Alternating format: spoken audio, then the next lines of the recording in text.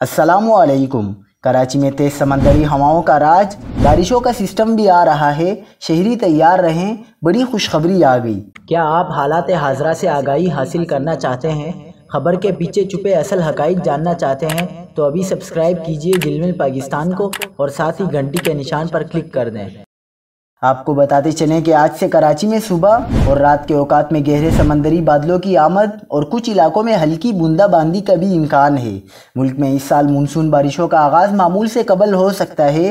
महकमा मौसमियात के chief metrologist सरदार सरफराज का कहना है कि जून के आखिरी हफ्ते में मुल्क में मानसून बारिशों का आगाज़ हो सकता है। चीफ मेट्रोलॉजिस्ट ने पेशगोई की है कि कराची का मौसम आइंदा दिनों में गर्म और मरतूब रहने का इम्कान है। पारा 34 से 36 डिग्री सेंटीग्रेड तक रहने का इम्कान है।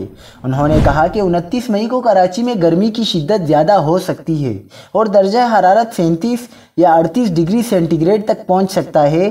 ताहम जून के इब्तिदाई 8 से 10 दिनों में कराची में गर्मी की शदीद लहर का इम्कान नहीं है। चीफ मेट्रोलॉजिस्ट ने मजीद कहा कि बालाई सिंध कल से गर्मी की लहर की लपेट में आ सकता है।